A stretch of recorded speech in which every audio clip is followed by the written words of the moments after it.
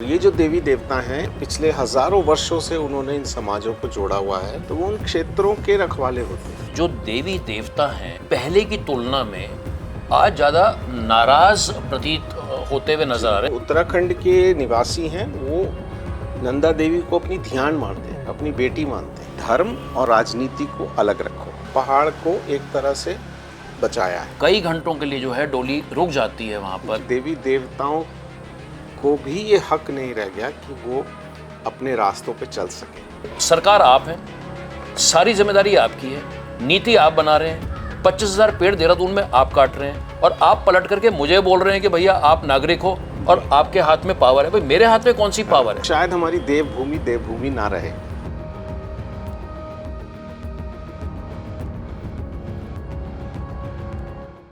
दोस्तों हेलो, नमस्कार, good evening. और आज एक नई बातचीत के लिए मेरे साथ में हमारे दोस्त हैं यहाँ पे लोकेश ओरी।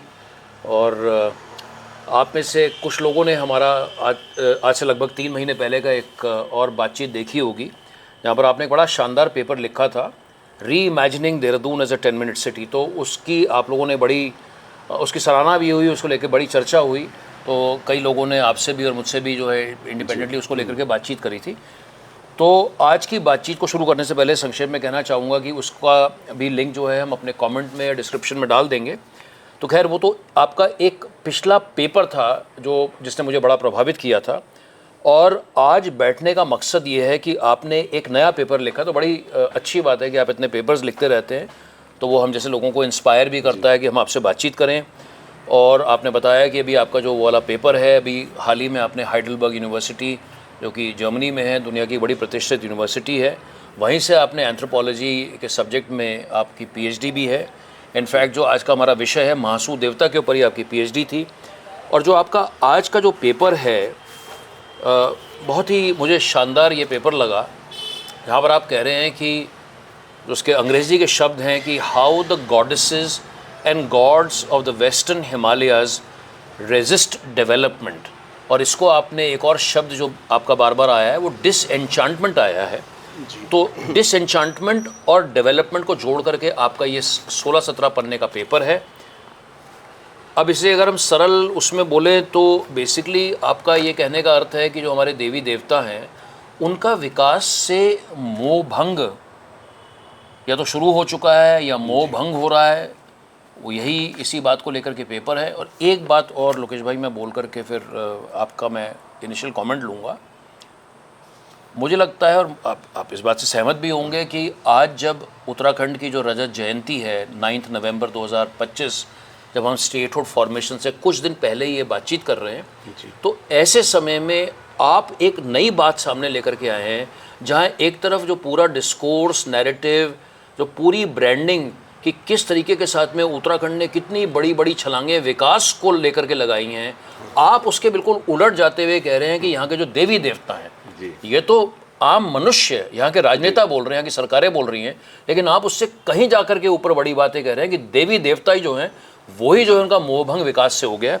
तो इस पर बातचीत करने के लिए सबसे पहले तो आपसे जानना समझना चाहेंगे कि आप, है तो बड़ी सिंपल बात है कि हम वेस्टर्न हिमालय से आप उत्तराखंड हिमाचल कह रहे हैं, इसको आप देवभूमि क्यों कह रहे हैं?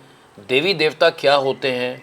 क्षेत्रपाल क्या होते हैं? तो अगर बिल्कुल बुनियादी बात से हम आज की बातचीत को शुरू करें। जी, तो उत्तराखंड की जब हम बात करते हैं या हिमाचल प्रदेश की बात करते हैं, दोनों ही पहाड़ी क्षेत्र हैं। और पहाड़ी क्षेत्र होने के नाते और नए प्रदेश होने के नाते, मतलब हिमाचल भी थोड़ा बाद में बना और उससे कई वर्ष बाद उत्तराखंड एक प्रदेश के रूप में बना। तो दोनों ही प्रदेश अपने आप को देवभूमि कहते हैं और एक तरह का एक कंपटीशन भी चलता है। और जहाँ भी आप देखिए कि चाहे वो कोई टूरिज़्म ब्रोशर हो, जब हम पर्यटन की बात करते हैं या यात्रा की बात करते हैं, तो हर जगह या कोई राजनीतिक रैली हो, उसमें सबसे पहला शब्द जो प्रयोग होता है वो देवभूमि, कि देवभूमि उत्तराखंड में आपका स्वागत है। आप जब उत्तराखंड एंटर करते हैं तो वहाँ भी बिल बोर्ड पे लिखा रहता है कि देवभूमि में आपका स्वागत है। तो ये देवी देवताओं की भूमि है, देवी देवता यहाँ पर निवास करते हैं। और जब मैं देवी देवता की बात करता हूँ तो मैं सिर्फ ये नहीं कहता कि क्योंकि यहाँ 4 धाम है इसलिए इसको देवभूमि कहा जा सकता है। 4 धामों में से 2 तो नदियों के उद्गम हैं, गंगोत्री और यमुनोत्री। एक स्थान बद्रीनाथ है जो विष्णु का स्थान है, और एक शिव का स्थान केदारनाथ हम सभी जानते हैं। अगर यही सत्य होता कि 4 धाम की वजह से ये देवभूमि होती, तो हिमाचल इस चीज़ को कभी क्लेम नहीं करता। वो कभी नहीं कहते कि हम भी देवभूमि हैं। तो देवभूमि का अर्थ जहाँ तक मेरी समझ में आया, और जितना मैं पिछले 30-35 सालों से जो शोध कर रहा हूँ, उसमें जो मुझे समझ में आया, वो देवभूमि हम इसलिए कहते हैं इस पूरे क्षेत्र को, क्योंकि यहाँ पे जितने भी सोसाइटीज़ हैं, जितने भी समाज हैं जो रहते हैं, उनके अपने देवी देवता हैं। और ये जो देवी देवता हैं ये उन समाजों को जोड़ के रखते हैं। पिछले हज़ारों वर्षों से उन्होंने इन समाजों को जोड़ा हुआ है। और ये जो देवी देवता हैं ये स्थानीय देवी देवता हैं। जैसे बद्रीनाथ या केदारनाथ, ये तो पूरे विश्व के देवता हो गए, लेकिन हमारी हर गांव में, हर पट्टी में स्थानीय देवी देवता होते हैं, जिनको हम भूमिहाल या क्षेत्रपाल बोलते हैं। तो वो उन क्षेत्रों के रखवाले होते हैं, उस भूमि के रखवाले होते हैं। और इन्हीं देवताओं या देवियों की यात्राएं लोग निकालते हैं, एक स्थान से दूसरे स्थान उनको लेके जाते हैं। उनसे एक पारिवारिक रिश्ता लोगों का जुड़ा होता है। जैसे आप नंदा देवी की बात करें तो नंदा देवी हमारी स्थानीय देवी हैं, लेकिन हम उनको सिर्फ ऐसी देवी नहीं मानते कि जिनकी मूर्ति है और उसकी हम पूजा करें। जो उत्तराखंड के निवासी हैं वो नंदा देवी को अपनी ध्यान मानते हैं, अपनी बेटी मानते हैं। और हर 12 साल में जो नंदा देवी राजजात की यात्रा होती है, उसमें उसका पूरा जो रिचुअल है वो इसी तरह से बनाया गया है कि हम अपनी बेटी को उसके पति के घर छोड़ने जा रहे हैं। तो वो एक बहुत इमोशनल यात्रा होती है। तो जब मतलब नंदा देवी आपकी ध्यान है, और ऐसे हर गांव के, हर क्षेत्र के अपने देवी देवता हैं जो उस क्षेत्र को सुरक्षित रखते हैं। लोग उनके पास जाते हैं। अगर बारिश नहीं हो रही है तो कहते हैं कि बारिश करवा दीजिए। अगर कोई झगड़ा हो जाता है गांव में तो उनसे न्याय मांगने जाते हैं। तो ये सारे देवी देवता न्याय के देवता हैं, न्याय की देवियां हैं। और इसके साथ साथ जिसको बोलते हैं रेन मेकर्स, मतलब मौसम के भी विशेषज्ञ हैं, मौसम को कंट्रोल करते हैं। तो जितनी आपदाएं आती हैं लोग उनके पास जाते हैं, उनसे कहें कि हमें बचाइए। और छोटे से छोटे कार्य को भी इन्हीं देवी देवताओं से पूछ कर किया जाता है। तो ये एक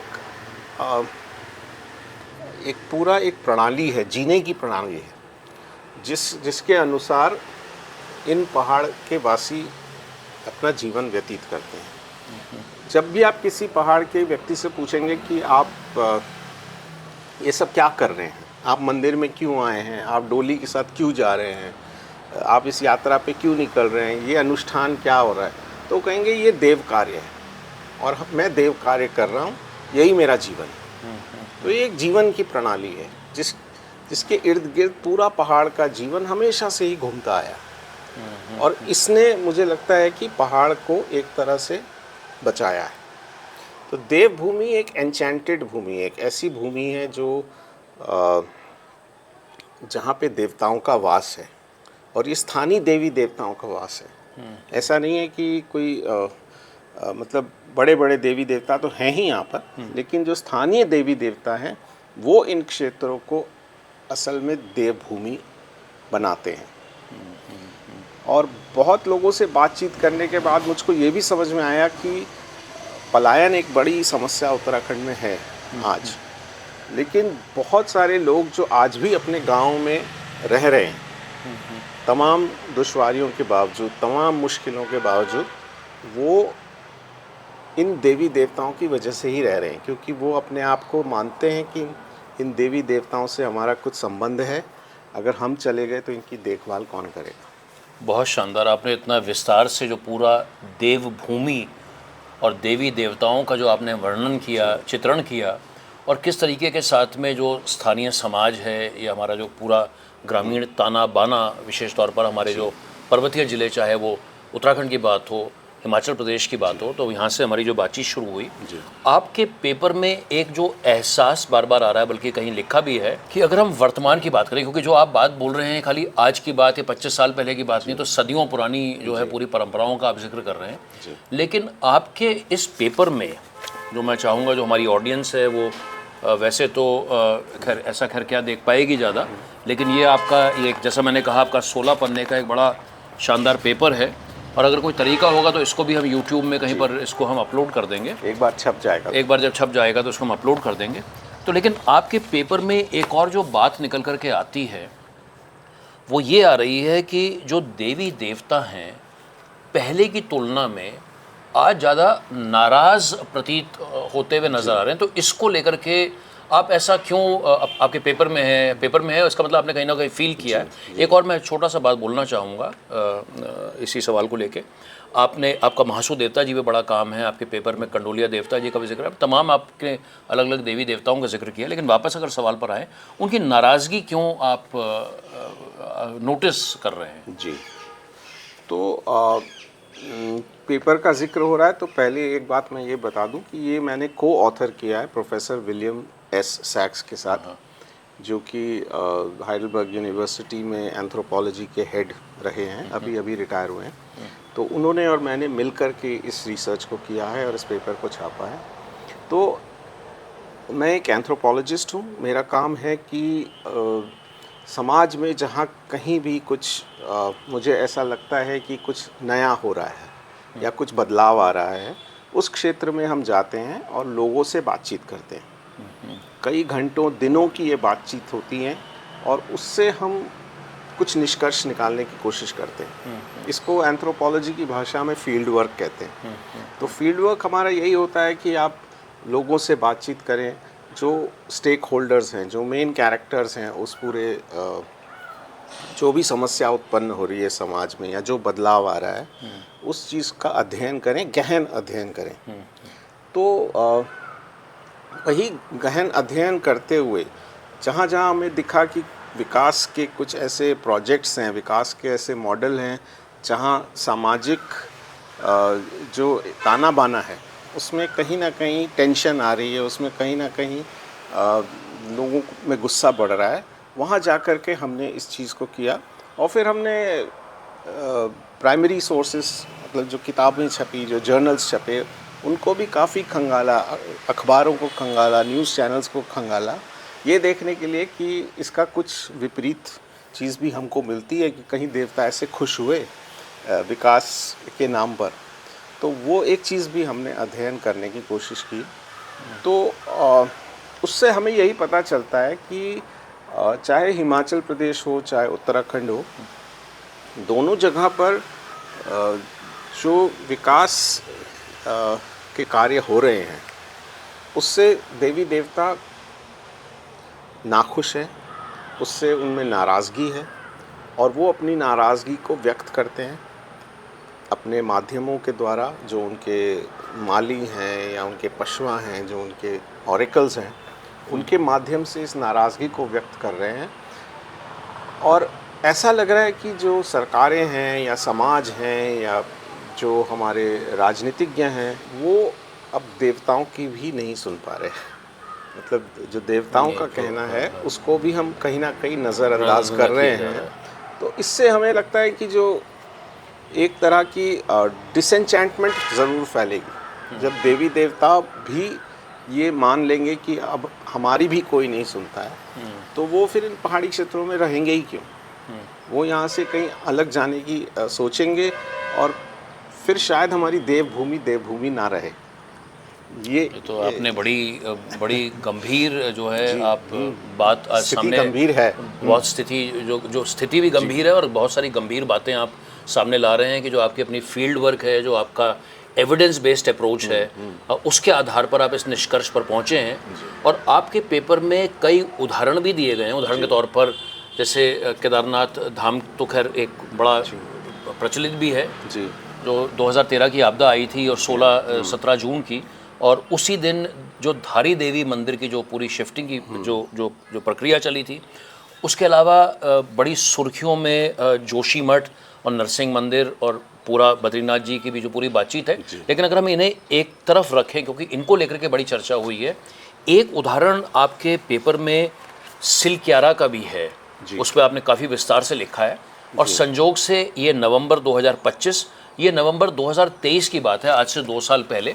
तो जो गंगोत्री और यमुनोत्री धाम के जो जो रास्ते को 30 किलोमीटर कम करने के लिए जो बड़कोट के पास में जो सिलक्यारा टनल बन रहा है, तो वो जो पूरा जो घटनाक्रम रहा बाबा भौकनाथ जी के साथ में, और चूँकि आपने उसके ऊपर इतना लिखा है, तो उसको अगर आप शेयर करना चाहें कि आपकी फील्ड स्टडी ने आपको क्या बताया था।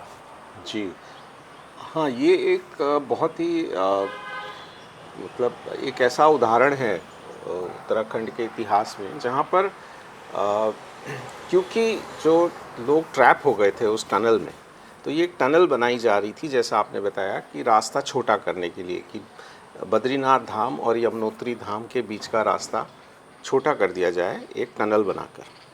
तो ये जो पहाड़ी थी, ये बाबा भौकनाथ का स्थान माना जाता है। इस टनल के ठीक ऊपर बाबा भौकनाथ का मंदिर है, और जब ये टनल को खोदना शुरू किया गया था, तभी जो बाबा भौकनाथ के पुजारी थे, उन्होंने आके कहा था कि बाबा नाराज़ हो जाएंगे, आप कम से कम उनसे इजाज़त तो लीजिए, उनसे पूछिए तो सही एक बार कि ये टनल खुदनी चाहिए कि नहीं खुदनी चाहिए। लेकिन ऐसा तो हमारी सरकारें हैं, हमारे प्रशासन हैं, हमारे जो पॉलिसी डिसीजन मेकर्स हैं, वो अपनी कन्वीनियंस के हिसाब से जब भी उनको ठीक लगता है तो वो सेक्युलर हो जाते हैं। वो कहते हैं नहीं, ये सुपरस्टिशन है, ये अंधविश्वास है, इसमें बिलीव नहीं करना चाहिए, और अपनी सहूलियत के हिसाब से वो साइंटिफिक हो जाते हैं और कभी अपनी सहूलियत के हिसाब से धार्मिक हो जाते हैं। तो यहाँ ऐसा ही हुआ कि उस समय इस पूरी बात को नज़रअंदाज कर दिया गया कि बाबा के पुजारी क्या कह रहे हैं, और टनल बनी, टनल खुदनी शुरू हुई। तो ये एक नई टेक्नोलॉजी है, TBM जिसको बोलते हैं, टनल बोरिंग मशीन। पूरी की पूरी मशीन है, वो पहाड़ में पत्थर काट के छेद कर देती है। और साथ ही जब ये 40 और मजदूर, 41 मजदूर इसमें फंसे, उनके पास मोबाइल फ़ोन्स थे, कनेक्टिविटी भी थी, जिस वजह से पूरे देश और दुनिया का मीडिया इस पूरे इंसिडेंट की जानकारी ले रहा था। अगर शायद उनके पास फ़ोन नहीं होते या कैमरा नहीं होते तो लोगों को पता नहीं चलता कि 40 मजदूर वहाँ फंसे हुए हैं, और इतनी ज़्यादा मीडिया कवरेज उस इंसिडेंट को ना मिलती। लेकिन 17 दिन तक 41 लोग फंसे रहे पूरी इस टनल में। तो रोज़ ये जो इसका जो एक्साइटमेंट था या इसके तो बारे में जो कौतूहल था, हाँ, कौतूहल था लोगों के मन में, वो और बढ़ता गया कि अब इनका क्या होगा, अब इनका क्या होगा। तो जब सरकार ने भी ये देखा कि ये इतना बड़ा एक चीज़ हो गई है और पूरे दुनिया का मीडिया इसको ब्रॉडकास्ट कर रहा है, तो फिर एक छोटा सा मंदिर टनल के बाहर बनाया गया, और वो भी स्थानीय लोगों ने आकर एक मूर्ति वहाँ स्थापित करी और मंदिर बनाया गया। और लेकिन फिर भी जब मैं वहाँ गया तो मैं ये देखता था कि रेस्क्यू ऑपरेशन अपनी जगह चल रहा है, नई नई तैयारियाँ की जा रही हैं, और जो गांव के लोग हैं वो बैठ के देख रहे हैं, वो मूक दर्शक हैं कि क्या हो रहा है। उनके आँखों में डर साफ दिखाई देता था कि बाबा भौकनाथ नाराज़ हैं। और कई लोगों से मैंने बातचीत भी करी वहाँ पर, और उनका भी यही निष्कर्ष था कि ये तो बाबा की नाराज़गी की वजह से ये टनल कोलैप्स हुआ है और ये लोग अंदर फंसे हैं। तो उसके बाद एक ऑस्ट्रेलियन रेस्क्यूअर हैं आर्नल्ड डिक्स, जिनको वियना से कहीं से एयरलिफ्ट किया गया। उससे पहले 2 टनल बोरिंग मशीन्स लाई गई थी एयरलिफ्ट करके, हेलीकॉप्टर के माध्यम से उस टनल के पास लाई गई थी, लेकिन दोनों टूट गई थी। तो फाइनली जब आर्नल्ड डिक्स वहाँ पे आए तो उन्होंने अपनी किताब में लिखा है कि मैंने वहाँ जाकर पहाड़ को छुआ और पहाड़ से प्रार्थना की, और मैंने जितने भी लोग वहाँ थे उनको कहा कि आप पहाड़ के साथ ज़्यादती कर रहे हो। फिर वो बाबा भौकनाथ के मंदिर में गए और उसी रात वो जो टनल के ऊपर मंदिर था वहाँ बाबा के पुजारी से मिलने गए, जिसने उनको बताया कि बाबा बहुत नाराज़ है, उनसे किसी ने अनुमति तक नहीं ली कि इस टनल को बनाने के लिए। वापस आकर उन्होंने लोगों से ये कहा, जितने भी वहाँ ऑफिशियल्स थे या सब थे, उन लोगों से कहा कि आप कुछ ऐसा चीज़ ढूंढिए जिसमें अब आप केवल हाथ से गड्ढे करके इन लोगों को बाहर निकाल सकें, इसमें मशीन मत लगाओ, आप पहाड़ के साथ ज़्यादती कर रहे हो। तो फिर कहीं से जो रैट माइनर्स थे इनको ढूंढा गया। रैट माइनिंग एक बैंड टेक्निक है जिसमें यंग लड़के ही इसको करते हैं और उसमें बहुत रिस्क रहता है कि कभी पूरी की पूरी माइन लोगों के ऊपर गिर जाती है या सांस रुक जाता है। तो ये जो लोग थे इनको ढूंढा गया, रैट माइनर्स को, और अगले ही दिन पूरा रेस्क्यू ऑपरेशन पूरा हो गया था। तो अब उसमें आप आस्था की बात करें, विज्ञान की बात करें, जो भी बात करें, लेकिन ये बात स्थानीय लोगों के बीच में बिल्कुल उनके मस्तिष्क में बैठी है कि जब बाबा भौकनाग के पास कोई गया, पावरफुल व्यक्ति, कोई शक्तिशाली व्यक्ति गया और उसने क्षमा मांगी या उनसे अनुमति मांगी, तब बाबा ने इसका रास्ता दिखाया, पूरी समस्या तभी सुलझ पाई। बाद में हमारे मुख्यमंत्री जी ने उस टनल का नाम ही बाबा भौकनाग गुफा रख दिया है और ये कहते हैं कि मंदिर का भी पुनरुद्धार किया जाएगा। लेकिन मेरा कहना है कि जो देवी देवता हैं हमारे, ये एक कम्युनिटी की विल को रिप्रेजेंट करते हैं। जब गांव में भी कोई समस्या आती है तो सब लोग देवी देवता के पास जाते हैं। देवी देवता इनसे कहते हैं आपस में सुलझा लो मसला, और जब तुम कोई एक सल्यूशन निकल जाएगा तब मेरे पास आना। और अगर कोई सल्यूशन नहीं निकलता है, लोग आपस में एक दूसरे की बात बिल्कुल ही मानने को तैयार नहीं होते, तब देवी देवता अपना निर्णय सुना देते हैं। तो लेकिन जब जो भी वो निर्णय सुनाते रहे पूर्व में, वो सब लोगों को मान्य होता, सर्वमान्य होता है और उस क्षेत्र की बहुत सारी समस्याएं इसी तरह सुलझती हैं।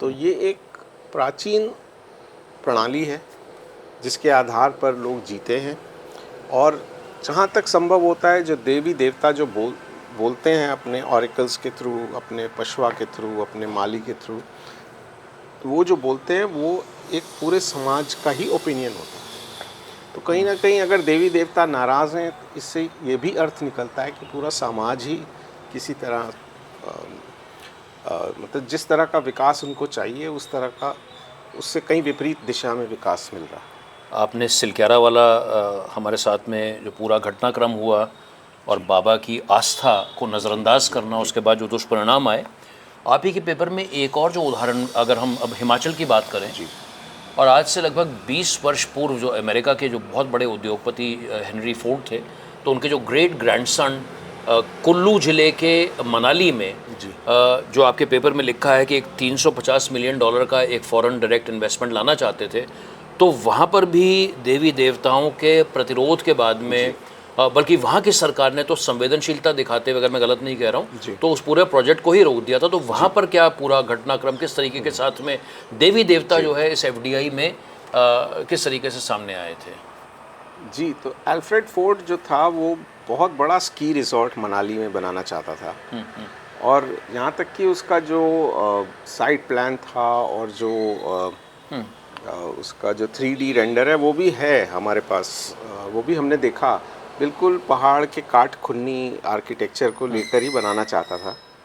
लेकिन और उस समय ये भी मैं आपको बता दूं कि ये भारत का सबसे बड़ा फॉरेन डायरेक्ट इन्वेस्टमेंट था टूरिज्म सेक्टर में। तो पर्यटन के क्षेत्र में इतना बड़ा इन्वेस्टमेंट भारत में पहले कभी नहीं आया था। आज से 20 साल पहले, 20 साल पहले की बात है। तो और ये एक ऐसा प्रोजेक्ट था जिसमें कोर्ट्स, सरकारें और स्थानीय लोग भी बहुत हद तक, जो लोकल पॉलिटिशियन थे वो भी अल्फ्रेड फोर्ड के ही साथ थे। लेकिन जब स्थानीय लोगों को पता चला कि ऐसा कुछ हो रहा है और इतना बड़ा क्षेत्र इस स्की रिजॉर्ट के लिए लिया जाएगा, तो वो अपने स्थानीय देवी देवताओं के पास गए। और हिमाचल में एक ये उत्तराखंड में भी होता है कि एक असेंबली बुलाई जाती है, सारे देवी देवता एक जगह पे एकत्र होते हैं और इसको हिमाचल में तो जगती बोलते हैं, बड़ी जगती, छोटी जगती। तो बड़ी जगती बुलाई गई और कुल्लू घाटी के सारे देवी देवता वहाँ पे उपस्थित हुए और सब ने मिलकर के विचार किया, विमर्श किया और बाद में उन्होंने कहा कि हमको ये प्रोजेक्ट नहीं चाहिए क्योंकि हमारे पर्यावरण पे इसका विपरीत असर पड़ेगा, हमारी आस्था पे इसका विपरीत असर पड़ेगा। और जब ये निर्णय आ गया सभी देवी देवताओं का, उसके बाद लोगों ने कहा कि कुछ भी, कोई कोर्ट का कोई फैसला रहा हो या सरकार क्या बोलती है, कोई पार्टी क्या बोलती है, उससे हमें कोई फ़र्क नहीं पड़ता। हमारे देवी देवताओं ने बोल दिया है तो ये हम यहाँ पे बनने नहीं देंगे। तो ऐसा लगता है कि जब हिमाचल में इस तरह का कुछ होता है, जो हमारी केस स्टडीज़ हमको बताती हैं, तो वहाँ का जो पढ़ा लिखा वर्ग है, वहाँ के जो नेतागण हैं, जो राजनीतिक नेतागण हैं, ब्यूरोक्रेसी है, सभी लोग लाइन पे आ जाते हैं। और वहाँ पे भी इस तरह के विकास को लोगों के गले के नीचे उतारने की कोशिश की जाती है, अक्सर की जाती है। लेकिन जब देवी देवता इसका विरोध करते हैं तो उस विरोध को थोड़ा सीरियसली लिया जाता है। शायद उत्तराखंड में ये नहीं देखने को मिल रहा है। उत्तराखंड में इसके विपरीत ही कुछ मिलता है। कभी लोग कह देते कि ये अंधविश्वास है, कभी कहते कि ये आप इसको पुराने समय में वापस लेके जा रहे हैं समाज को। और फिर वही राजनीतिज्ञ उन्हीं मंदिरों में, उन्हीं देवताओं के पास जाते हैं जब उनको वोट चाहिए होते हैं। उनके ही माली उनके ही वज़ीरों को, उनके ही जो थानी हैं, जो मंदिरों के जो कार्यकर्ता हैं, उनका प्रयोग करते हैं अपनी इलेक्शन को जीतने के लिए। तो ये जो दोगलेपन की जो हम बात कर रहे थे, तो खैर इसको लेकर के हम आगे भी आकर के चर्चा करेंगे। लेकिन एक जो आपका उदाहरण था उत्तराखंड के संदर्भ में, एक हमने, चूँकि नवंबर का महीना बड़ा महत्वपूर्ण है, आज से 2 वर्ष पूर्व नवंबर 2023 का सिलक्यारा, और पिछले वर्ष यानी 2024 के नवंबर में एक और ऐसी ही घटना घटती है। वो भले ही सिलक्यारा के बराबर सुर्खियाँ तो नहीं बटोरती। और अब आपके पेपर में उदाहरण है जो भगवान शिव के जो सबसे ऊपर विराजमान जो तुंगनाथ मंदिर का। और जब तुंगनाथ मंदिर के नवंबर माह पिछले वर्ष कपाट बंद होते हैं और जब नीचे डोली को लाया जा रहा है, तो तब जाकर के जब रिजर्व फॉरेस्ट से डोली गुजर रही होती है तो कई घंटों के लिए जो है डोली रुक जाती है वहाँ पर। तो वो जो पूरा घटनाक्रम है, उसे भी देवी देवताओं की नाराज़गी से आप कैसे जोड़ करके तुंगनाथ मंदिर की, और उसके बाद मैं संक्षेप में कहूँगा कि वन विभाग ने जो है उसके ऊपर एक्शन भी लिया था, बड़े निचले स्तर के अधिकारियों को सस्पेंड किया, कुछ किया। तो इस पूरे घटनाक्रम में देवी देवताओं का क्या रोल रहा? तो ये जो जैसे देवी देवताओं की डोलियाँ जाती हैं, यात्राएं निकलती हैं, तो ये एक तरह से एक टेरिटरी को मार्क करने का रिचुअल भी होता है कि कोई देवता या कोई राजा अपनी जो क्षेत्र है उसको मार्क कर रहा है कि ये मेरा क्षेत्र है, इसमें मैं सबसे शक्तिशाली हूँ। तो भगवान तुंगनाथ की जब डोली निकली और वो मक्कू मठ की ओर जा रही थी, तो सर्दियों में, नवंबर की बात है पिछले साल की, तो वहाँ पर ये देखा गया कि जो ट्रेडिशनल रूट है, जो पारंपरिक रास्ता है जिससे डोली निकलती है, वहाँ पर एक टेंट कॉलोनी बना दी वन विभाग ने जंगल के अंदर। तो स्थानीय लोगों के लिए तो जंगल में प्रवेश वर्जित है क्योंकि वो सरकार का जंगल है।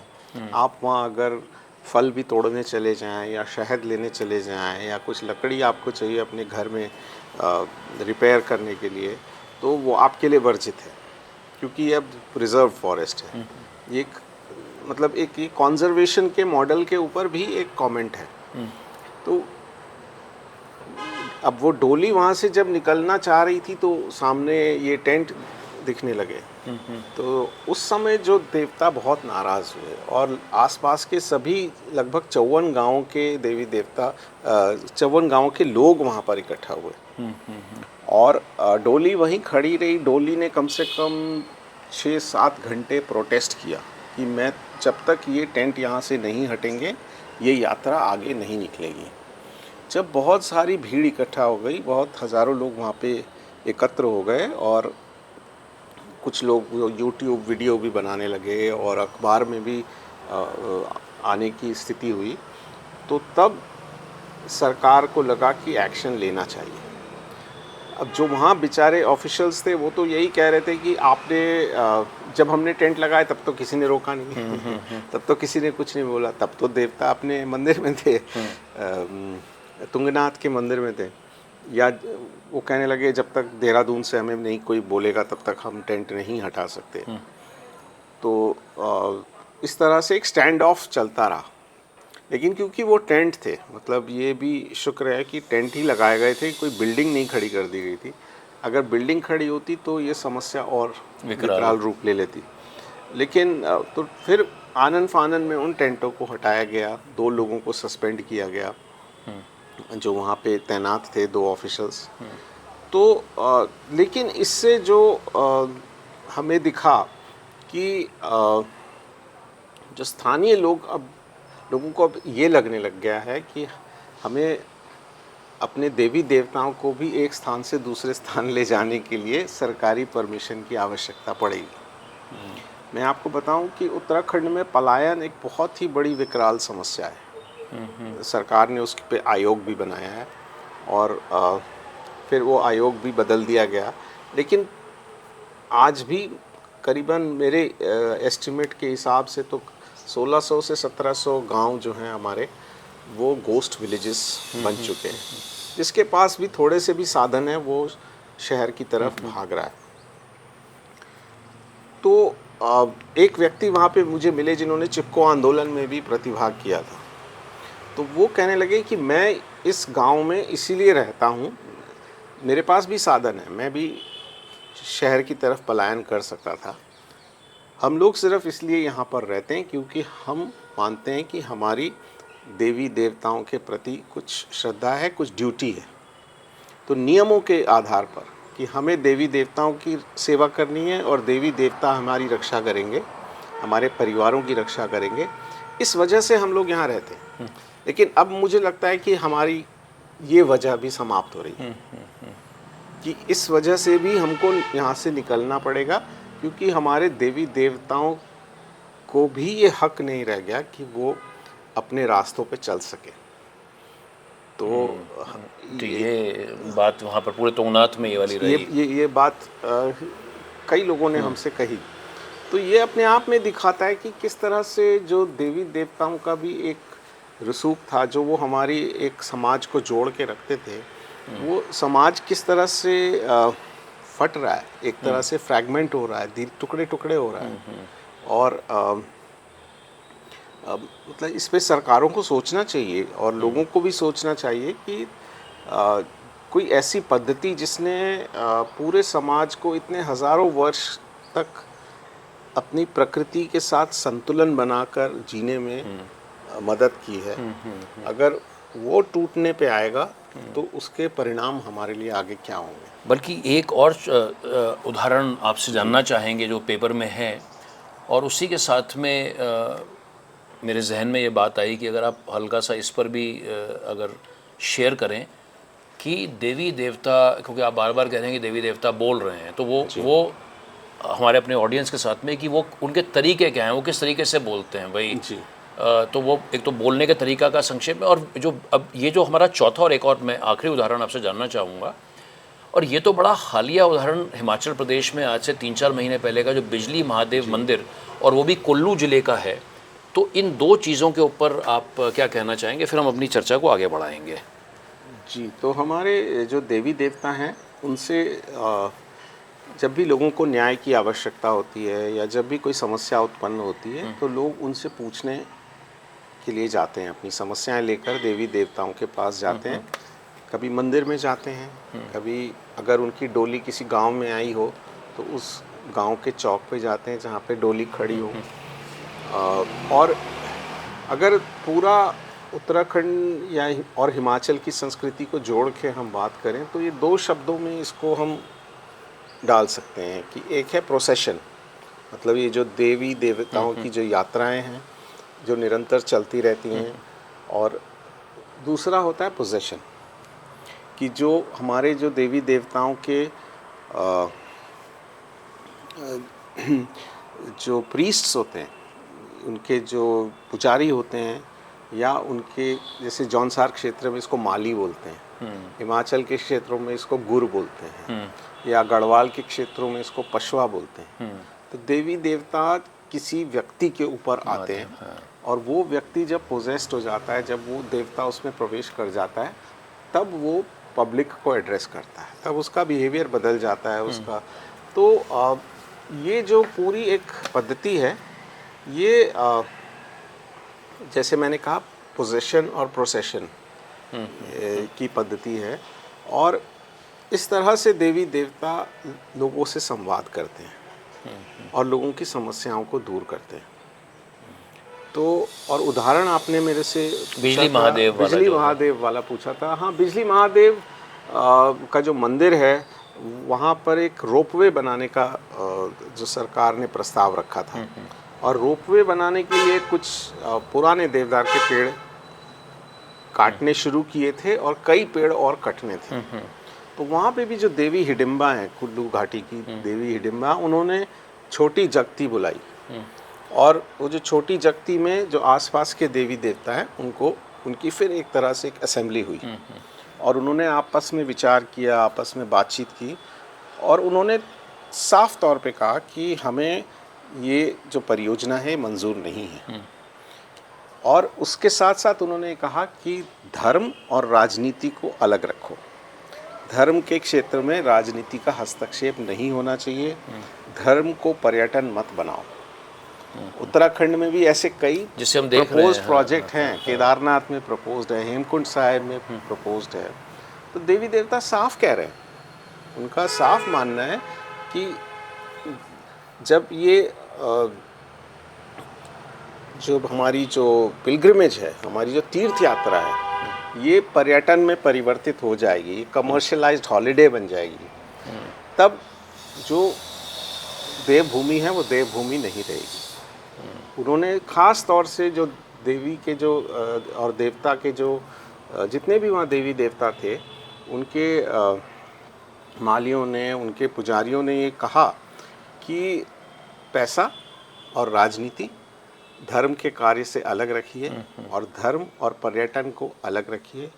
पर्यावरण सबसे बड़ी प्राथमिकता होनी चाहिए, और ये प्रोजेक्ट हमें बिल्कुल मंजूर नहीं। वहाँ पे स्क्रैप भी तो हाँ, मतलब स्क्रैप पता नहीं हुआ है कि नहीं हुआ, लेकिन उस समय जितने भी ऑफिशियल्स वहाँ मौजूद थे, सबका ये मानना था कि इस पे पुनर्विचार करेंगे।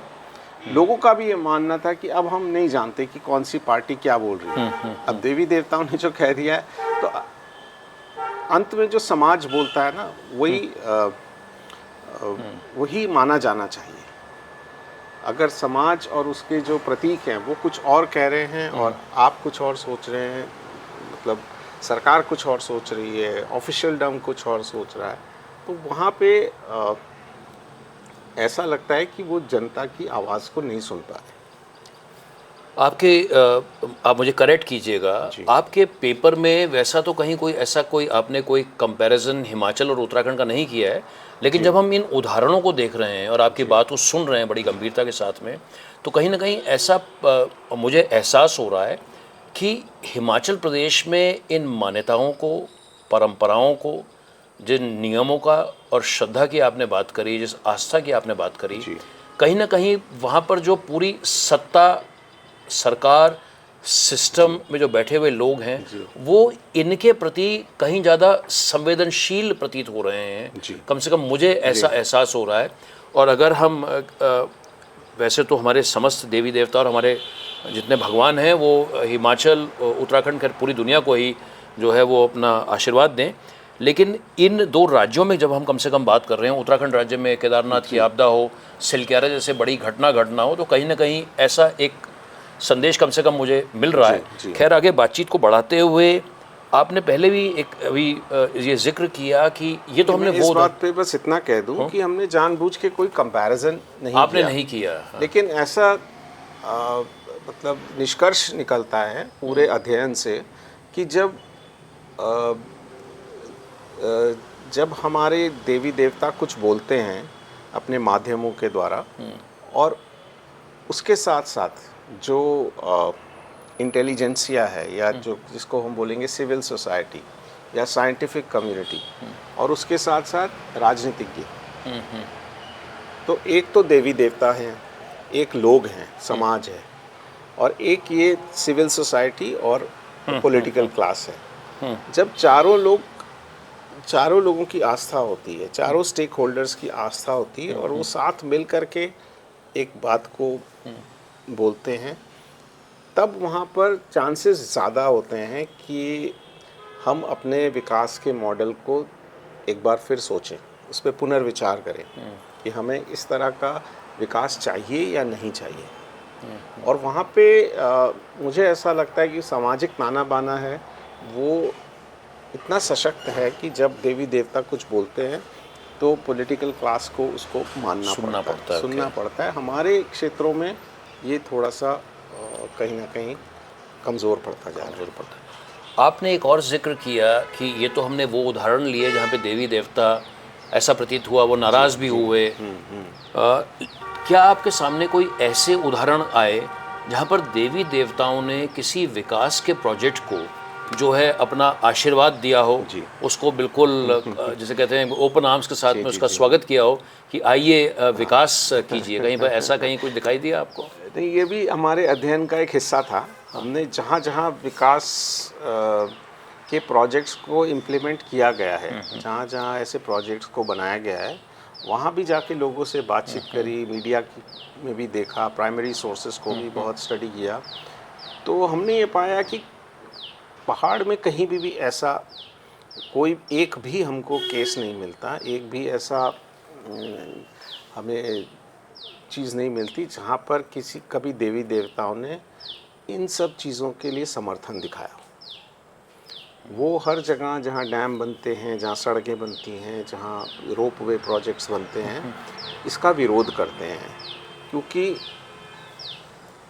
यही मान्यता है कि ये भूमि देव भूमि इसलिए है क्योंकि देवी देवता यहाँ वास करते हैं, लेकिन हम अपना वो प्रदूषण, अपना जो विकास के वो मॉडल हैं, अब पहाड़ों तक भी लेकर के आ रहे हैं, समाजों पे भी थोप रहे हैं, देवी देवताओं पर भी थोप रहे हैं उसको।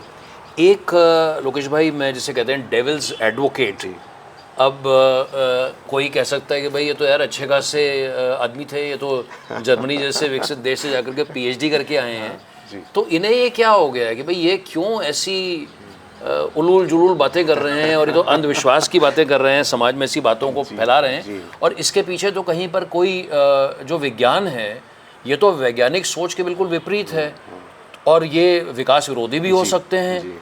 तो ये इसको जिसे हम डेविल्स एडवोकेट कह रहे हैं, ऐसी आलोचनाओं के लिए आप क्या कहना चाहेंगे, ऐसे सवालों के लिए आप क्या कहना चाहेंगे? बिल्कुल, मैं इस बात पे भी गहन विचार करता हूँ कि जैसे मैक्स वेबर ने, एक फ़िलासफ़र थे, जर्मनी के ही फ़िलासफ़र थे, उन्होंने एक थियोरी दी थी कि जब शिक्षा आ जाएगी या जब लोगों के पास आर्थिक विकास आ जाएगा, जब समाज वैज्ञानिक हो जाएगा, तब जो हमारी पुरानी आस्थाएं हैं हम उनको भूल जाएंगे।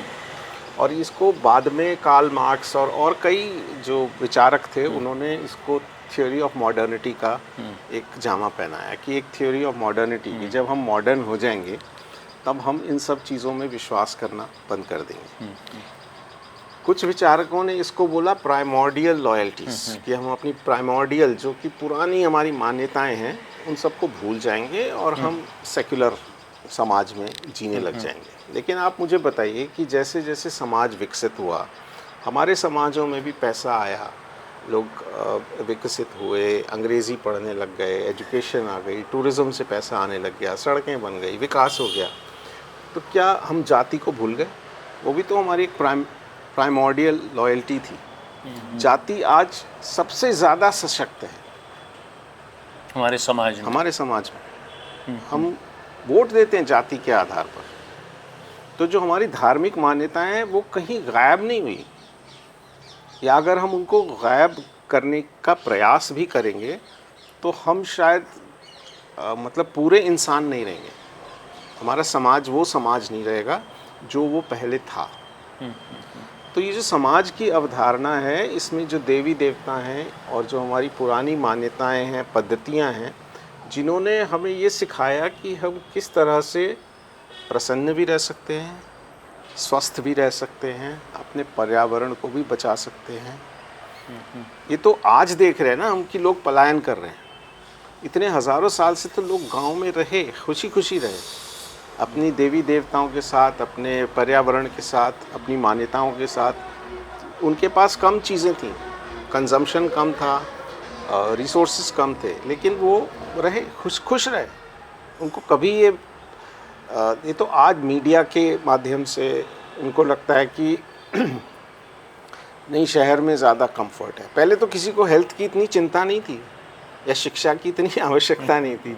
आज सब कहते हैं नहीं स्कूल नहीं है बच्चों के, इसलिए हमें जाना पड़ता है, या अगर हम बीमार पड़ गए तो क्या होगा। अरे पहले आप इतना चलते थे, मेहनत करते थे, मजदूरी करते थे, पहाड़ में ऊपर नीचे जाते थे, आप स्वस्थ रहते थे, और जब बीमार पड़ते थे तो बीमार पड़ते थे, उसका इलाज करते थे। बुखार होता था, जड़ी बूटी से इलाज होता था, और प्रसन्न थे लोग। कुछ समाज में ऐसा टूट फूट नहीं थी। तो ये जो अंधविश्वास की जो है कि भाई ये तो आप अंधविश्वास की थ्योरी है, इसमें क्या साइंस है, तो इसको लेकर के एज एन एंथ्रोपोलॉजिस्ट जी आप उसको कैसे उसको स्पेसिफिकली कैसे देखेंगे? हाँ, नहीं, मैं कोई अंधविश्वास को प्रमोट नहीं कर रहा हूँ, या अंधविश्वास के बारे में हम बात नहीं कर रहे हैं।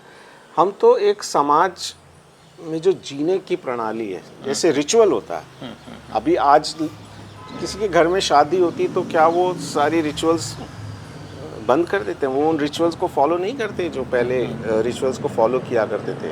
या हम दिवाली मनाते हैं तो पूजा नहीं करते। हर रिचुअल का एक इम्पोर्टेंस होता है, उसका एक मीनिंग होता है, जो हमारी जीवन को भी मीनिंगफुल बनाता है, हमारे जीवन को भी एक अर्थ देता है। कि अगर हम एक पद्धति से विवाह करते हैं, जो भी रिचुअल्स प्रिस्क्राइब्ड हैं उनको फॉलो करके अगर विवाह होता है, तब हम उसको विवाह मानते हैं, नहीं तो कोई आवश्यकता नहीं है। मैं आपकी बात से सहमत हूँ, क्योंकि उसको भी नहीं तो हम अंधविश्वास बोल सकते हैं, उसको भी बोल सकते हैं, उसको हम बोल सकते हैं। इस तरीके से तो अंतहीन है वो। कोई मनुष्य है, सुबह उठ के ब्रश करता है, कोई और एनिमल स्पीसीज करती है नहीं करती तो वो तो है। उस तरीके से हम सभी चीज़ों को हम फॉलो करते हैं, लेकिन वो भी उतना ही इरैशनल है जितना देवी देवताओं में विश्वास, अगर आप कहें कि ये सुपरस्टिशन है। मैं वही दोगलेपन की बात कर रहा हूँ कि हम लोग अपनी सहूलियत के हिसाब से तो हम रैशनल सेक्युलर हो जाते हैं, और अपनी सहूलियत के हिसाब से ही रिलीजियस हो जाते हैं। मैंने कितने मंदिरों में देखा है, हमारे जो टॉप ब्यूरोक्रेट्स हैं वो देवी देवताओं को मनाने जाते हैं कि हमारा अच्छी जगह प्रमोशन हो जाए, पोस्टिंग हो जाए, या सभी जितने MP लैड्स के फंड्स हैं आप देखिए ज़्यादातर मंदिरों में जा रहे हैं, पेंट करवा देते हैं, मंदिरों का भी सत्यानाश कर देते हैं, हमारे प्राचीन मंदिरों का। तो वो मंदिरों में पैसा क्यों देते हैं? वो भी तो अपने राजनीतिक लाभ के लिए ही देते हैं। नहीं, वो मैं बिल्कुल आपकी बात से सहमत हूँ। मैंने कहा क्योंकि एक काउंटर व्यू भी है कि भाई एक उस पर भी लेके खैर हमारी मैं उसको अंधविश्वास बिल्कुल नहीं मानता। आप मैं साफ कहना चाहता हूँ कि मैं इसको अंधविश्वास नहीं मानता हूँ। ये एक पद्धति है। आप देखिए कि देहरादून के आगे आप कहीं पहाड़ में चले जाएं, कोई मेंटल हेल्थ प्रैक्टिशनर मिलेगा आपको, कोई साइकियाट्रिस्ट मिलेगा, कोई साइकोलॉजिस्ट मिलेगा। इन्हीं रीति रिवाजों ने हमारे जो समाज हैं उनमें जो मेंटल हेल्थ का ख्याल रखा है। भले ही अब आपदाओं के कारण जो है ऐसे सामने आ रहे हों। लोकेश भाई, हम अपनी बातचीत के आखिरी पड़ाव पर हैं, और मैं अपने अगले सवाल पर आने से पहले, आपको पता ही है कि आपकी बातों से मैं भी प्रेरित होता हूं, तो जिस दोगलेपन की हम बात कर रहे हैं क्योंकि बड़ा महत्वपूर्ण पड़ाव उत्तराखंड राज्य का 25 साल पूरे होने वाले हैं। और इस डबल स्पीक के साथ में मुझे उत्तराखंड की दो और चैलेंजेस लगते हैं। मैं खाली अपने कुछ थॉट्स शेयर कर रहा हूँ, फिर मैं अपने सवाल पर आऊँगा। मुझे लगता है कि उत्तराखंड की एक और जो बहुत बड़ी, जो उसको मैं प्रॉब्लम कहूँगा, वो चैलेंज नहीं है, वो प्रॉब्लम यहाँ पे सिम्बॉलिज्म है। मतलब बहुत सारी बातें, अब उदाहरण के तौर पर आप देखिए कि सुंदरलाल बहुगुणा जी के नाम पर राज्य सरकारों ने अवार्ड दे दिए। अभी आज से 2 रोज़ पहले वन मंत्री जी ने गौरा देवी जी के नाम पर एक स्टैम्प जारी कर दी। अनगिनत बिल्डिंगें जो हैं वो गौरा देवी जी के नाम पर हैं। तो आप जहाँ पर उनका नाम सामने लाना है, नाम तो आप गौरा देवी जी का ला रहे हैं, लेकिन क्या आप वाले कृत्य कर रहे हैं जो गौरा देवी जी जिनकी स्वीकृति देंगी या सुंदरलाल बहुगुणा जी स्वीकृति देंगे? तो एक ये जो पूरा सिम्बॉलिज्म का फर्जीवाड़ा जो है उत्तराखंड में चल रहा है, ये अपने आप में एक बहुत बड़ी प्रॉब्लम है। दूसरी जो मैं बड़ी प्रॉब्लम समझता हूँ, उसके लिए एक अंग्रेजी का शब्द है रेटरिक। मतलब आप देखिए, सरकार आप हैं, सारी जिम्मेदारी आपकी है, नीति आप बना रहे हैं, 25,000 पेड़ देहरादून में आप काट रहे हैं, और आप पलट करके मुझे बोल रहे हैं कि भैया आप नागरिक हो और आपके हाथ में पावर है। भाई मेरे हाथ में कौन सी पावर है? सारा काम आप कर रहे हैं। तो ये जो सिम्बॉलिज्म का फर्जीवाड़ा, रेटरिक का फर्जीवाड़ा, और साथ ही में ये डबल स्पीक का फर्जीवाड़ा, मुझे लगता है आप शायद इस बात से हाँ, मतलब इसका सबसे बड़ा उदाहरण तो है जब ये ऋषि गंगा वैली में जो डिज़ास्टर हुआ था, जब पूरा का 2 बांधों को बहा के ले गई थी ऋषि गंगा, और कई लोग उसमें मारे भी गए थे। तो रेस्क्यू के लिए जब ऑल्टरनेटिव रास्ता बनाया तो गौरा देवी पार्क था वहाँ पे रेनी गांव में, सबसे पहले उसको उजाड़ा गया। वहाँ उनकी मूर्ति भी थी गौरा देवी की। तो ये जो देखिए रेटरिक तो है और डबल स्पीक है हमारे, दरअसल आवाज़ नहीं है।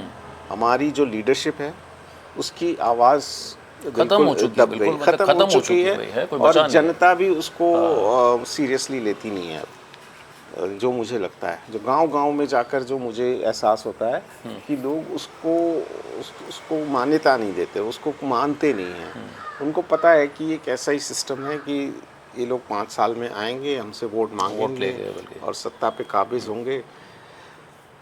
मुझे लगता है कि ये एक पूरा जो इसको मैं कहता हूँ सेल्फ कॉलोनियलिज्म, कि पहले हमें कभी शायद लगता था, जब उत्तराखंड की परिकल्पना लोगों ने करी थी तो उनको लगता था कि कोई बाहरी ताकत है जो हमारे संसाधनों को लूट रही है, हमसे ले जा रही है और हमें उसका वाजिब दाम नहीं मिल रहा। लेकिन आज के संदर्भ में आप देखिए तो हमने खुद को ही कॉलोनाइज कर दिया है, खुद की सत्ता पे खुद ही काबिज हो गए हैं। आप जब गांव में देखिएगा, और मैं इसमें ये नहीं कहता कि जो करप्शन है वो टॉप ब्यूरोक्रेसी में है या टॉप पॉलिटिशियंस में है, बिल्कुल निचले स्तर तक है। जो आम व्यक्ति परमिएट कर गया है, बिल्कुल नीचे पटवारी से डील करता है, प्राइमरी हेल्थ सेंटर के जो उसको मैनेज करता है उससे डील करता है, जो क्लर्क्स, मतलब पूरी जो व्यवस्था थी यूपी की, जिसको हम मानते थे कि जिससे हमें निजात पानी है, उसी को हमने अपना लिया। वो करप्शन जो लखनऊ में बैठती थी वो अब देहरादून में बैठती है, वो हमारे दरवाजे पे आ गई है। लोकेश भाई, मैं क्योंकि आपसे बातचीत करते हुए लगभग 1 घंटे का समय होने वाला है जी, तो मैं 2 सवालों को एक साथ जोड़ते हुए संक्षेप में आपका जवाब चाहूँगा, और मुझे लगता है दोनों ही बड़े महत्वपूर्ण हैं। पहली बात तो यह है कि बार बार हम जिक्र कर रहे हैं 9 नवंबर 2025 का जी, और मुझे मालूम है आपने मुझसे पहले भी साझा किया हुआ है कि आज से 25 वर्ष पूर्व 9 नवंबर को आप स्वयं जब एक युवा थे, आप गैरसैंण में थे उस समय जी। तो ये 9 नवंबर सन 2000 का गैरसैंण और उससे पहले का भी जो समय था जी, और अब ये 9 नवंबर 2025। तो पहला मेरा जो सवाल है, इस 25 साल के सफ़रनामे को आप कैसे देखते हैं, आंदोलन से भी जोड़ते हुए जी। और जो दूसरा सवाल इसी से जुड़ा हुआ होगा, चूँकि हम भविष्य की बात भी कर रहे हैं, ये तो वर्तमान हुआ, थोड़ा इतिहास हुआ, और जो भविष्य में देवी देवताओं का, सरकारों का, जैसे आपने सिविल सोसाइटी, साइंटिफिक कम्युनिटी कहा, और प्रदेश के आम जनमानस का, तो अगर आप इन सब कड़ियों को जोड़ें तो क्या साझा करना चाहेंगे? देखिए, जब उत्तराखंड आंदोलन चल रहा था तब हम युवा थे, कॉलेज से निकल ही रहे थे, और एक उत्सुकता थी और एक जानने का वो भी था कि आखिर क्यों ये आंदोलन हो रहा है, क्यों हम अलग प्रदेश की मांग कर रहे हैं। तो वो हमारे भी फॉर्मेटिव ईयर्स थे, बहुत सारी चीज़ें हम सीख रहे थे। लेकिन जो 2-3 चीज़ें मैंने उस समय आंदोलन में देखी, वो ये देखी कि ये जो आंदोलन था ये स्वतः फूटा, लोगों के मन में फूटा एक व्यवस्था के विरोध में। जो व्यवस्था हम कहते थे कि उत्तर प्रदेश से संचालित होती है और हमारे संसाधनों का दोहन होता है और हमें उसका उचित लाभ नहीं मिलता, हमसे पूछते ही नहीं कि करना है कि नहीं करना है। तो ये एक अपने आप में एक एनवायरनमेंट से रिलेटेड आंदोलन था कि जो उत्तराखंड प्रदेश की परिकल्पना थी वो एक ऐसी कल्पना थी कि हम एक ऐसा प्रदेश बनाएंगे जहां हम हमारे पर्यावरण पर हमारा अपना अधिकार होगा और हम इसे बचा पाएंगे अपने जो पारंपरिक तरीके हैं उनसे, उनका प्रयोग करते हुए। कुछ हद तक हिमाचल ने जैसा किया, मतलब वहाँ पे भी पर्यावरण पे बहुत आघात हुए हैं, लेकिन फिर भी मैं मानता हूँ कि जितना उत्तराखंड में विनाश हुआ उतना शायद हिमाचल में नहीं हुआ। वैसे हिमाचल कोई ऐसा मॉडल नहीं है जिसको हमें फॉलो करना चाहिए, लेकिन फिर भी उन्होंने अपने वनों को काफ़ी हद तक बचा के रखा है। तो एक तो ये था कि पर्यावरण को बचाते हुए एक जीने का नया तरीका ढूंढें। दूसरी बात ये थी कि इस पूरे आंदोलन में जो गांव-गांव में हुए, कभी भी ये क्षेत्रवाद नहीं आया था और क्षेत्रवाद की बात ही नहीं होती थी। सिर्फ पर्यावरण और पर्यावरण के साथ सामंजस्य बिठा के विकास की रोजगार बात होती थी। हाँ, कि रोजगार मिले, लोगों को पलायन न करना पड़े, ये सब उसके मूल सिद्धांत थे। और इन पे बात होती थी कि कैसे वनों के माध्यम से ही हम रोजगार उत्पन्न कर सकते हैं। लेकिन और मैं तो रामपुर तिराहे पर भी था जब रामपुर तिराहा कांड हुआ तो मतलब मैं कुछ देखने या अध्ययन करने नहीं गया था, मैं वहाँ संयोग से था। लेकिन हमने देखा कि वहाँ पर कितनी कुर्बानियाँ हुई, किस तरह से लोगों के ऊपर जुल्म किया गया। और उसके बाद हम जब उत्तराखंड उत्तरांचल था उस समय, तो उत्तरांचल की घोषणा हुई, उसके बाद गैरसैंण भी गए। गैरसैंण अपने कुछ मित्रों के साथ गया 9 नवंबर 2000 को। जी हाँ, बिल्कुल, क्योंकि एक तो गैरसैंण का राजधानी ना बनना और देहरादून को राजधानी बना दिया जाना। मांगा लोगों ने उत्तराखंड था, लेकिन मिला उत्तरांचल था। बहुत सारे ऐसे क्षेत्र जोड़ दिए गए थे प्रदेश में जो लोग नहीं चाह रहे थे। तो कई ऐसी चीज़ें थी, कई रीजंस थे जिस वजह से उसी समय जो आंदोलन में अग्रणी लोग थे उनको ऐसा लग रहा था कि जो हमारी अवधारणा थी एक नए प्रदेश की, वो कहीं ना कहीं उसमें मुश्किलें पैदा हो रही हैं। और उसके बाद तो हमने देखा है कि किस तरह से जो लोकल लीडरशिप है, स्थानीय हमारे लोग हैं या जो समाज हैं हमारे, उनकी आवाज़ बिल्कुल ही गायब हो गई है। आज भी कोई और ही तय करता है, कोई दूर बैठा हुआ व्यक्ति तय करता है कि हमारा भविष्य क्या होगा। इसमें मैं ये ज़रूर कहना चाहता हूँ कि आज हम जो एक विकास का मॉडल फॉलो कर रहे हैं या जो इंफ्रास्ट्रक्चर्स बना रहे हैं, जैसे हाईवेज़ बना रहे हैं, जो 4 धाम महामार्ग हमने बनाया है, बड़े बड़े बांध हम बना रहे हैं, बिल्कुल बॉर्डर तक सड़कों को ले जा रहे हैं, और रेल, हवाई मार्ग, रोपवेज, रज्जू मार्ग, जो भी पॉसिबल चीज़ें हैं, उनके माध्यम से अपने लैंडस्केप को खोल रहे हैं। तो इससे कोई भी व्यक्ति उसमें ना रहे कि ये सड़क बनेगी और समस्या का अंत हो जाएगा। जब ये सड़क बनेगी, जब इतने हज़ारों करोड़ सरकार इसमें निवेश करेगी, तो बाद में यही होगा कि अब सड़क बन गई है, इतने 1000 करोड़ लगाए गए हैं, अब बद्रीनाथ केदारनाथ धाम को सर्दियों में भी खुला रहना चाहिए, क्योंकि इसमें तो मतलब पूरा यात्रा का जो कोड है, यात्रा का जो सिस्टम है, प्रणाली है, उस पर आघात होगा। और इतनी बड़ी इन्वेस्टमेंट जो हो रही है वो कॉरपोरेट के लिए हो रही है, आपके और मेरी सुविधा के लिए नहीं हो रही कि हम तीर्थ यात्रा कर सकें, या तीर्थ यात्रियों की सुविधा के लिए भी नहीं हो रही है। ये पूरा लैंडस्केप और जो लैंड बैंक है और इसके रिसोर्सेज हैं और फॉरेस्ट्स हैं, ये अप फॉर सेल होने वाले हैं।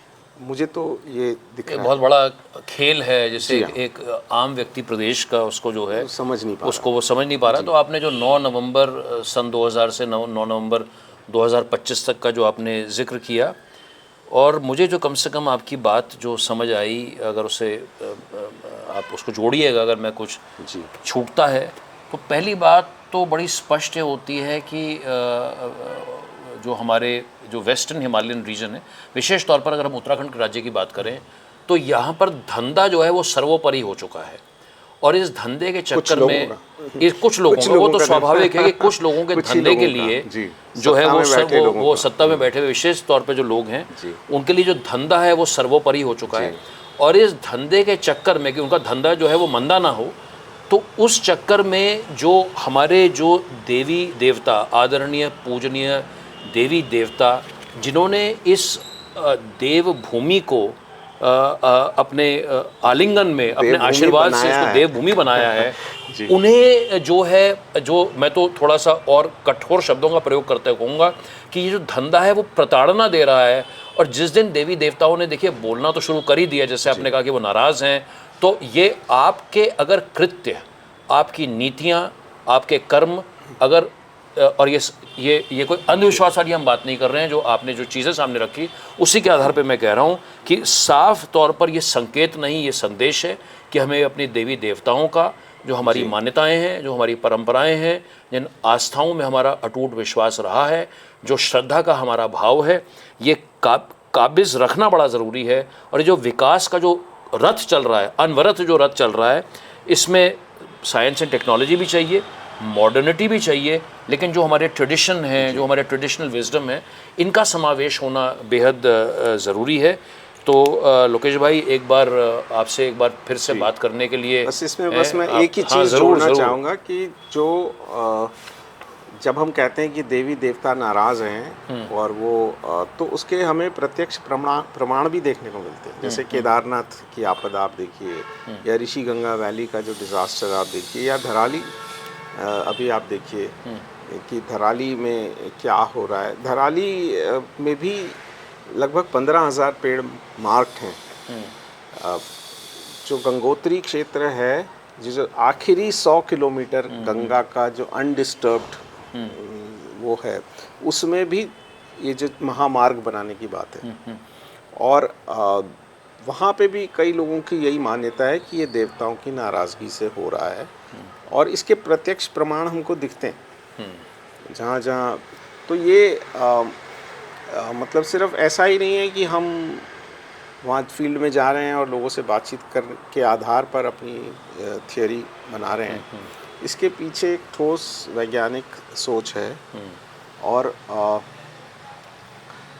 उत्तराखंड, मतलब जो पूरी परिकल्पना की गई थी, जिसकी वजह से आज राजनीतिज्ञ अपनी कुर्सियों पर बैठे हैं या सत्ता में काबिज हैं, उनको ये सोचना अवश्य चाहिए कि ये जो विकास का मॉडल है ये गलत है। और अगर हम अपने देवी देवताओं को भी नहीं खुश रख पा रहे हैं इस मॉडल के द्वारा, तो कहीं ना कहीं इसमें ज़रूर कोई त्रुटि है। नहीं, बहुत आपने अच्छा कहा। और मैं तो यही कहूँगा कि देखिए, जिस सत्यता और साफ गोई और सच्चाई के साथ में हमारी ये बातचीत हुई है, हम तो यही कामना और कल्पना कर सकते हैं यहाँ बैठे हुए कि हमारे उत्तराखंड के और हिमाचल के भी अगर हम कहें, उनके देवी देवता जो हैं, विशेष तौर पर हम अगर अपने राज्य की बात करें, 25 साल के बाद में जो अगले 25 साल का जो हमारे अगले 2.5 दशक होने वाले हैं, और उसके आने वाला भी जो समय होगा, उसमें देवी देवताओं का आशीर्वाद बना रहे। और अगर कहीं गलतियां हो रही हैं तो उन्हें भी आप उसको नज़रअंदाज करेंगे, और हम सभी की रक्षा करेंगे, लोगों के जीवन में खुशहाली लाएंगे। लोकेश भाई, आपने अपना समय दिया। As usual, a pleasure speaking to you. Thank you very much. Thanks a lot.